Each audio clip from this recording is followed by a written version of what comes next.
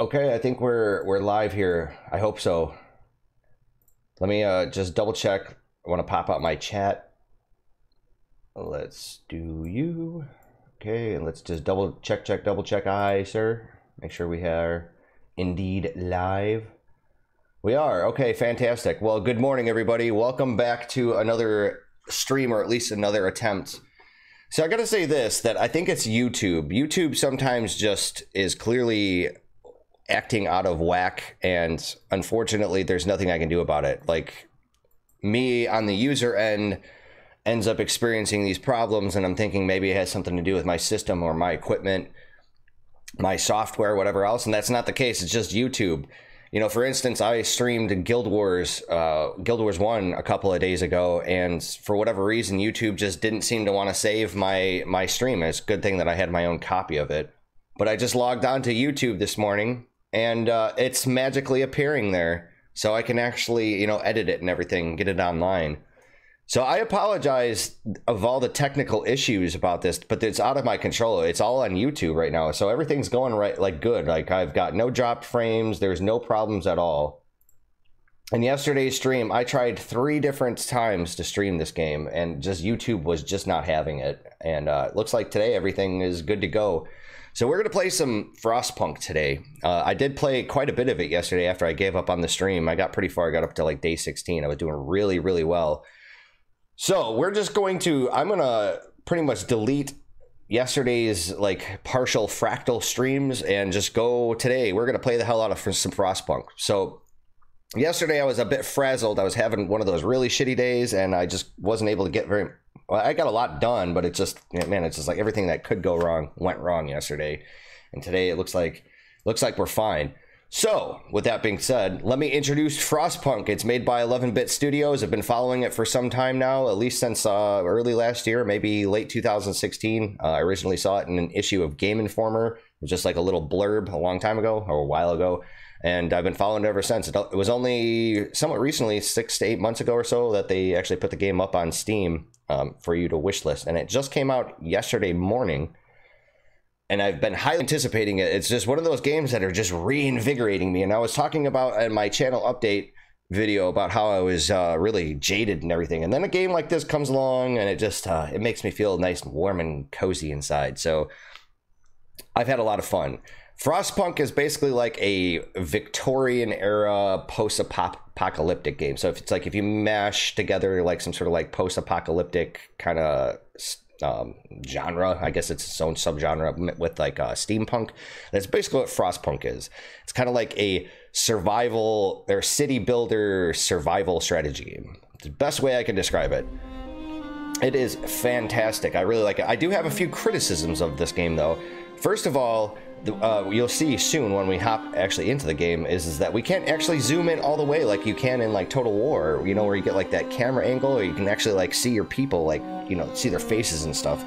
So, you know, I haven't actually taken a look at the configuration files. Maybe there's like an option in there for like a debug camera or something like that, similar to Total War. I'm hoping so, because I really want to zoom in really close. I want to see all the people, like, see like the desperation on their face, and, you know, their sniffly little noses and stuff. That's my first criticism. My second criticism, you'll see shortly, is simply that there are no overlays in this game for whatever reason. Okay, so we're going to start off fresh here. We'll get into criticisms and everything later, but we are going to start off fresh here. I'm going to keep my other save file because that's what I'm just kind of working on by myself, but let's see here. A new home to preserve civilization from the chaos of its own downfall. We have fled to the end of the world. We have to adapt to survive. Who will we become in the process? Oh, you can actually customize your scenario too. That's nice. I think that's probably to get a little bit more of the, I hate the term, but roguelike elements, you know, like where it randomizes everything. I'm guessing so, or it's like it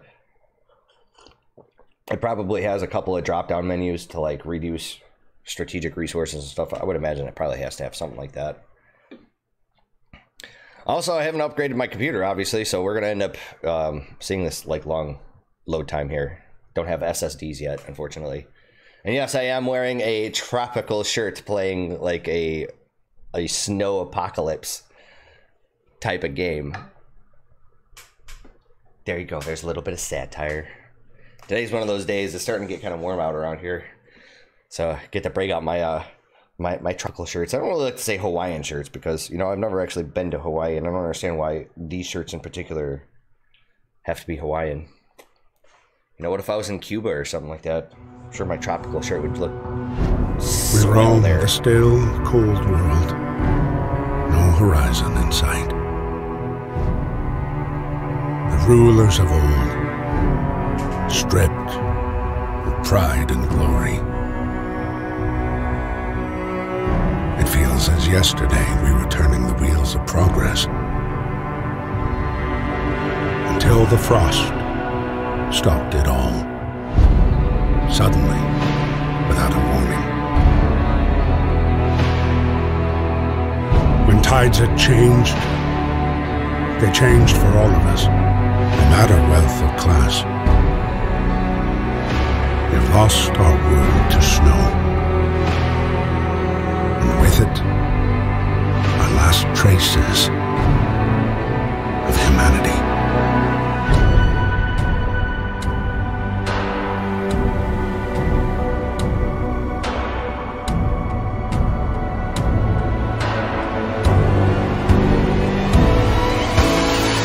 We bid farewell to plenty, and for those who remained came the time to adapt.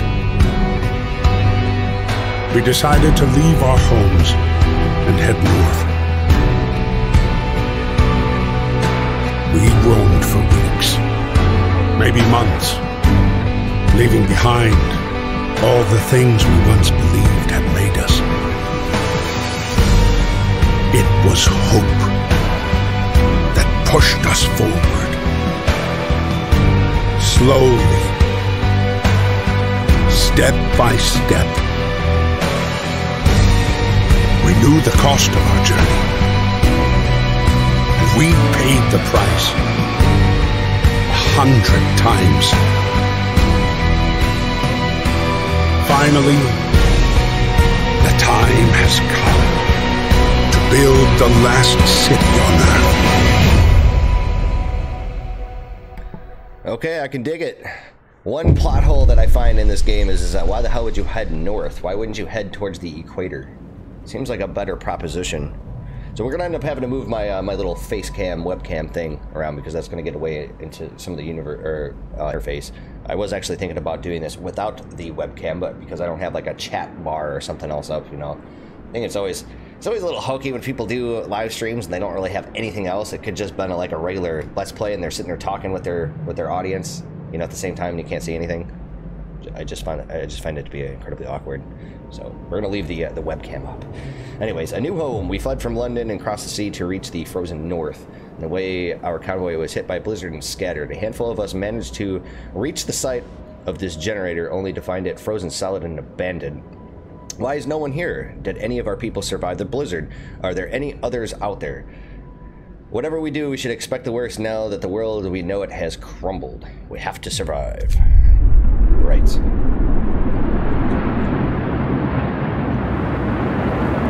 if I can do hella good like I was yesterday. Okay, fight the cold. We need to get the generator working. It provides heat and power to the other buildings. Without it, we'll freeze to death. Stockpile some coal and start the generator. So let's pause our game here. This is basically our game world right now. We're in like some sort of like caldera. You know, it's never really been explained, I feel like, in this game, is like what the hell happened here. Like if they just turned on their generator and it basically just melted this like bowl. Or if they just decided, you know what, let's go in the middle of an inactive volcano and set up our base because, you know, it does provide some natural shelter. I don't know. Maybe they'll discuss that later on and I haven't seen it yet. But here we go. This is what it looks like. This is our most basic building. The most essential one is our generator. And obviously that's going to be taking coal. We have coal up here, timber, wood, steel, steam cores, which will become important later. And then we have our raw food and then food rations here. And then over here we've got our... we have two different time tabs, you could say. You've got like the actual time, all right, and then you have to pay attention to this because your workers don't always work around the clock. It's not like Age of Empires where they just work, you know, autonomously, you know, just throughout whatever kind of conditions. These guys actually have, you know, like a regular work day where they sleep and everything else. And this over here, you want to pay attention to this. Is like your long-term plan area. If you see this little icon here, this is where temperature will drop significantly, and then it'll warm back up. You'll have another little yellow icon up here. And then we have our tabs down here. This is what I actually really needed to worry about doing. So hang on a second, gang. I'm going to adjust my webcam here just a little bit. You know what? I might actually have to reduce it. I hope that works. I hope that works. I think that should work. Hopefully that'll work. Okay, I think we're good to go there. Okay, so we have these two other little meters down here. We have our hope meter. Hope is pretty obvious, and then we have discontent. You definitely don't want them to be, you know, flip-flopped where you have more discontent than hope. Just something else you got to kind of micromanage. Now over here you got your construction tab, you know, and then that'll obviously have a lot more buildings as you build stuff and research. Well, we don't have access to the research tab yet because we haven't built a workshop, but we will get a mission to actually do that. That'll be after we start up the generator. I believe the workshop comes next. And then we have our book of the laws, which is kind of like your ethics in Civ 6 to some extent. It's just basically timed, and then you can get another one. Oh, you can actually move this around. Okay, so you just hold down the right mouse button, you can scroll around. So this is what we start off with. We'll end up getting the option to basically change, like, I guess, a government type to some extent. You can either go kind of a benevolent route, or you can kind of go the authoritarian route. But we don't have to worry about that yet. That's like I think like kind of like a scripted event that pops up, or maybe it's after you. I think it's after we have access to scouts, and then we start scouting around, and we find something that changes it. But anyways, to start off, I think what we should do is get our child labor. We could either do safe jobs, or we could do child shelters. Now, obviously, all the stuff over here in the blue, most of the time, it's usually beneficial for you, and then obviously the red is, you know, either it's requirements or it's negatives for building it. So for instance, if we wanted to do child labor safe laws, which we should, children can work in safe workplaces like cookhouses and stuff. Hope will fall slightly, and child workers can become injured in accidents, but we're going to do that. So child labor safe laws. There aren't enough hands to do all the work. We'll allow children to be employed in safe workhouses like cookhouses and hothouses. And then obviously we'll once we get this, we'll have access to the other child labor law, but we're not going to sign that one, this other one right away. We're going to do this one. Because if we look down here at the bottom, new law in the city. Okay, so if we hover over this is what I'm talking about. This is what this game needs. This game really needs map overlays, because once we actually start to build stuff, sometimes your buildings, because we can't actually zoom all the way in or anything, they kind of get lost. It just comes like one big, like, tan brownish mess, and there's no overlay to like actually show you stuff. However, the one overlay we get is our people here. So we got 3 different types. The fist icon is just regular workers. The fist icon with a slight gear is your engineers, and the mittens are your children. And then of course around the map we have all this other shit going on. So we got like some frozen trees. You need a sawmill for that. The wood crates, the steel wreckages, and the coal piles. Let's see if I can find one. There we go, coal piles. Those are just actual gathered resources, meaning you just send your people out to actually pick them up. But there's other things that actually require specific buildings, like a coal deposit requires a mine. Right now, this is just our general stockpile thing. So this little red icon down here is we have all of our people are homeless right now. So what we need to do is actually get people to start building stuff. But before we do that, I think what I'm going to do is get a street going. So you know what, before I do that, let's build a tent here. Why don't we do a tent here? Because if we build a tent, that's going to provide some people with some shelter, but not only that, then I can actually make, you know, a nice street that actually goes down to the resources that I want it to. I'm thinking probably something like that. And then I think what we'll do is, oh, no way. Okay. Well, okay, we're going to build our first street and a tent. What we want to do is build a gathering post over here, okay?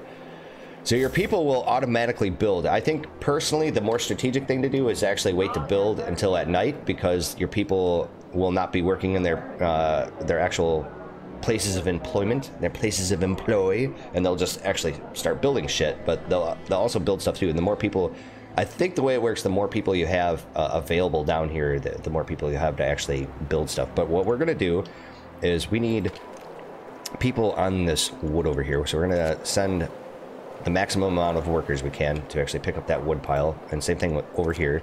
We also need people to gather some coal right now, so that's really important. That's got 15. Okay, we'll max you guys out, and then we'll say put 5 children, and then 5 engineers. So we'll have 20 people left over. Now, if I'm not mistaken, I think...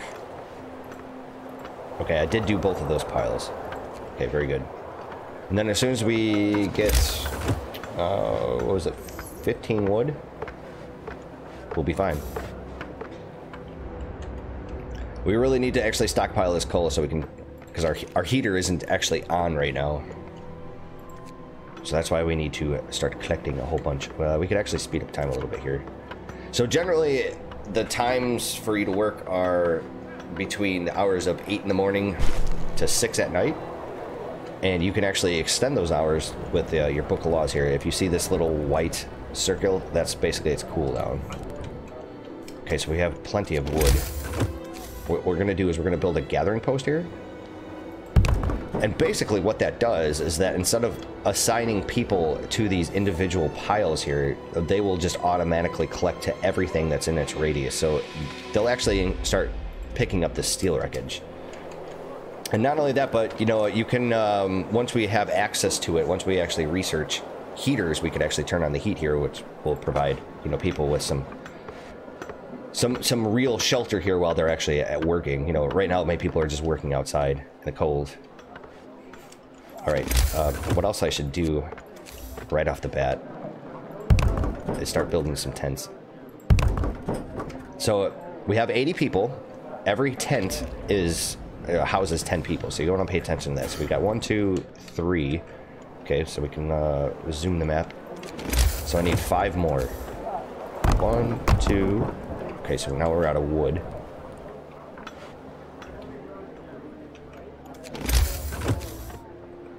Oh, wait. Hold up. I fucked that up. Cancel this. You want to try to really maximize space in this game, because everything is built in this like circular pattern, and you know you can make roads in between houses and stuff, but it starts to get a little wonky after a while if you're not paying attention to what you're doing. So I got 1, 2, 3, 4, 5, 6. So I need 2 more. Already get started, and another one. And when you do open your construction panel, it automatically pauses the game, which is really handy.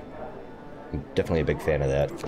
Now let's get our last step. So now everybody's got a place to sleep as soon as the tents are actually done building, by the way. The other thing we should probably work on is a cookhouse and the hunter's hut. So the hunter's hut only works at night. You know, we could actually build these things like way out here. So let's get a hunter's hut up and running, and then I think we'll worry about a medical post and an actual cookhouse. Okay, so there you go, 1800. It's off time. That's when they typically go to work. And now everybody's gonna come home from their job. Oh, by the way, turn on our heater. How about that shit? Yay! So there is this other button here. This other like meter is the stress of your generator, and you can actually put it in overdrive when the temperature falls. We're going to end up having to do that. Also, we also have this temperature overlay. This is the one overlay that I do have, is your temperature. You can find out what has heat and what doesn't. And this is going to come into play a lot more when the weather drops, because the radius of the heat from the generator decreases. So that's why you want to really make sure that you're on top of your game here. Yeah, the generator hums with reassuring warmth, but we shouldn't take it for granted. If the generator goes down, the city dies. Be mindful of coal reserves. Now, food, there'll be no city if we starve to death. Secure a way to provide raw food and build a cookhouse to prepare meals. So we have the 100 raw food. We need to start turning it into actual food rations. And that's our next mission here. We really need a cookhouse. But unfortunately, it's at night, and they're not going to be gathering at night. Right now, they're only going to be constructing stuff. So basically, you know, if these guys get off their asses and continue to build all their tents, they're literally building the homes that they're going to be sleeping in. So the other thing I'm thinking we should probably work on right now is a road. No, we want it right there. I know it's kind of a waste of wood at this point in time, but I need to get the workshop up and running like right away, because that's how we start our technology. That's a really important building to build. And since we're not actually gathering any resources right now anyways, we don't really have to worry about it until the next workday. So all these tents will be finished and they'll get to work on this street. Actually, they're doing the street right now. Your workshop does have like some heat requirements, but they're not really that big of a deal. So you can pretty much put your workshop pretty far out. There's like certain buildings you really don't have to worry about the heat. Oh shit, that's right. Okay, so the way the streets work, when they're flashing yellow like that, that means that they're not connected, and that's the reason why is that I have my inner street here, and my inner street isn't connected to this street. So that's why. Now we're officially out of wood.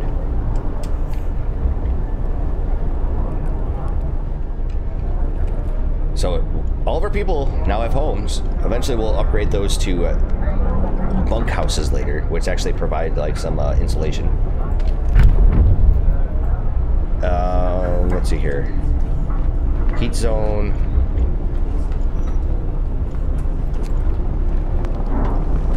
Unfortunately, I guess that would be another criticism, is it doesn't actually show you like an insulation level. You know, I know that up here it gives you the +1 for building insulation, but I wish there was an actual like meter here that showed you it.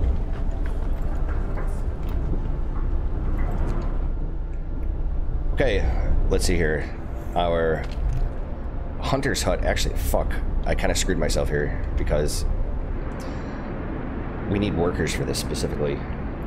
So let's take all of our workers off this wood pile. Those guys need to start going hunting, like right now. Our gathering post, we could actually say bring in some engineers.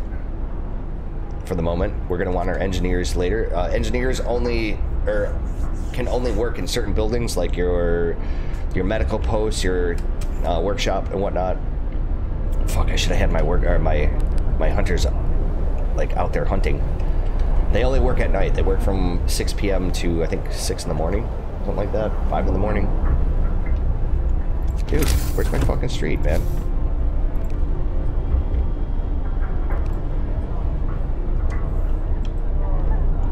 Two people are already sick.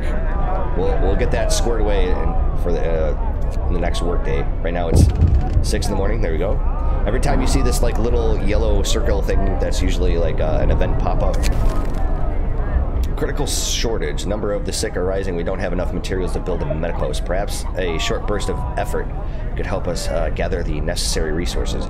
So you get these kind of like event pop-ups that kind of like nudge you in a certain way to some extent. If you heard that like that acoustic or percussion type of noise, that means I think that our book of laws has the cooldown is finished, so we can actually sign something else. So right now, I think what we're going to do is we're going to do emergency shift. So sometimes we have to concentrate on the task at hand at the cost of everything else, or die. So basically, what this does is this, at every one of our buildings, there is going to be this one option here to basically have an emergency shift. You can force workers in any facility to work for the next 24 hours, and it will be on a cooldown, by the way. Okay, so we're going to sign this. And the reason why everyone, new law is signed. The reason why I'm going to sign that, the reason why I'm trying to prioritize that is because of the extended shift. This is what we really want. This is where it extends the workday to 14 hours. We're going to work our people to the bone, damn it. Absolutely. That's the only way shit is going to get done here. Okay, so the workday actually officially starts at 08 in the morning. FYI. Okay, so let's put on our kids.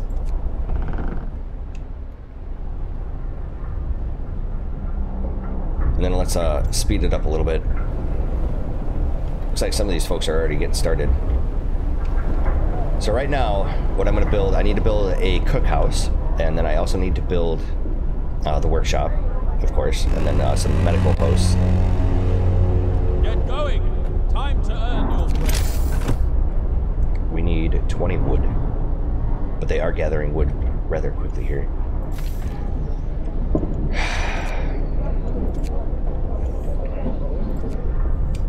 Alright, go ahead and get ourselves a cookhouse. You know, I think I'm actually going to put this, just out of curiosity. Okay, so if we do a medical post, that's just going to take up that one ring. So we want to build the cookhouse right behind it.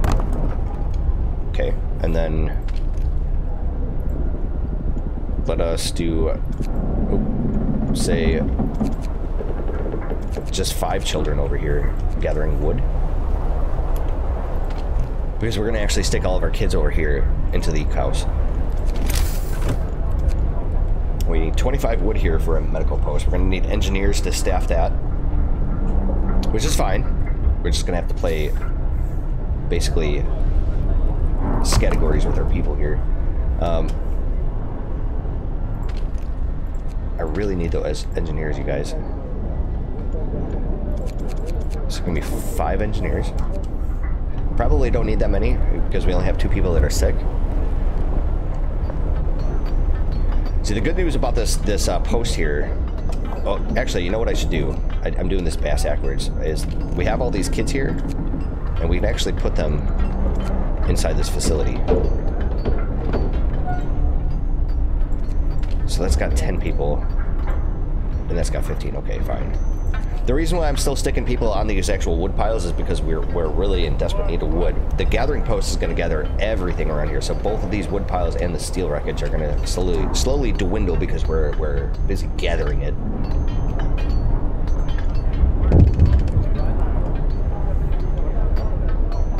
Okay, so we got a... What is this? Child injured at work.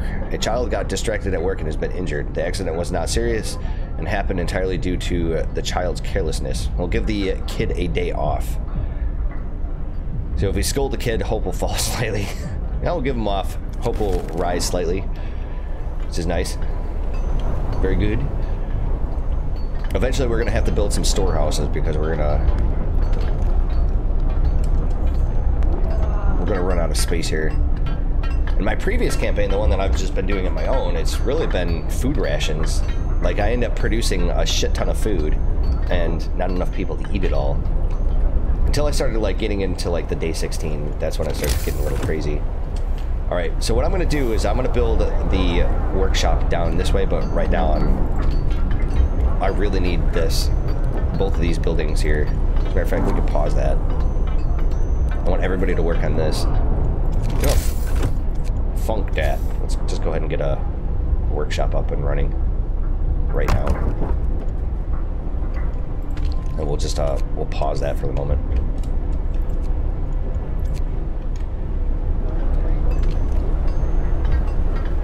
Okay, wood crates have been depleted.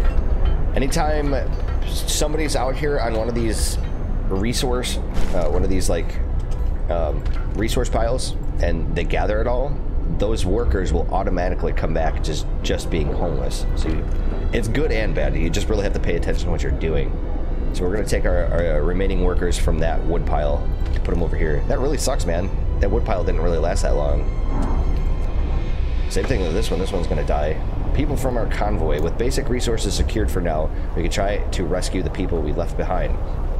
build a beacon, scout the Frostland, and save as many survivors from our expedition as possible. You will need a workshop to design plans for the most advanced buildings. So basically what that means is that we just finished up our one quest over here because we built this cookhouse. Right now we can actually